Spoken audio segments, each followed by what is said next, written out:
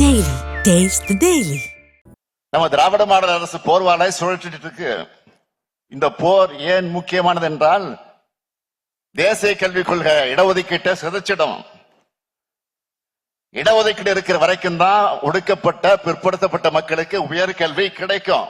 பன்முக பண்பாட்டை என்இபி தகர்த்திடும்.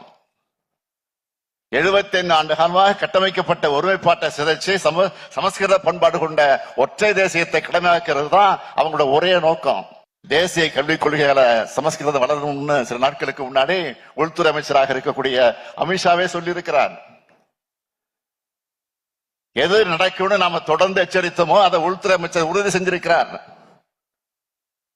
தமிழ் உள்ளிட்ட மாநில மொழிகள் அனைத்தையும் அழிக்கக்கூடிய முயற்சி இது.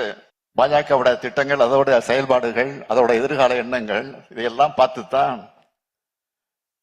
தேசிய கல்விக் கொள்கையை ஏற்றுக்க மாட்டோம்னு திட்டவட்டமா சொல்றோம்.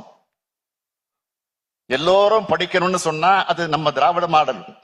இன்னார் மட்டும் தான் படிக்கணும்னு சொன்னா அது பாஜகவோட காவி மாடல். எல்லாருக்கும் எல்லாம்னு சொன்னா அது நம்ம திராவிட மாடல் கருத்தியல். எல்லாம் ஒருவருக்குன்னு சொன்னா அது ஆரிய கருத்தியல். இதுதான் 2000 ஆண்டுகளா இந்த சமூகத்துல நடந்துகிட்டு இருக்கக்கூடிய போர். இன்னைக்கு நம்மோட உயர்வுக்கும் மேன்மைக்கு அடித்தளமா இருக்கிறதே கல்விதான்.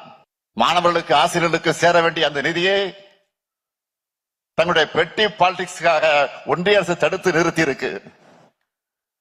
இதுக்கு எதிரா நிச்சயமா உறுதியா தமிழ்நாடு அரசு உச்ச நீதிமன்றத்தில் வழக்கு தொடரத்தான் போகிறது. எப்படி நாட்டுக்கே வழிகாட்டக்கூடிய தீர்ப்புகளை பெற்று இன்றைக்கு இந்திய நாட்டுடைய மாநில உரிமைகளை பாதுகாத்திருக்கிறோமோ அதே மாதிரி இந்த வழக்கிலையும் வெற்றி பெறுவோம் நான் நம்புகிறேன். Taste the Daily.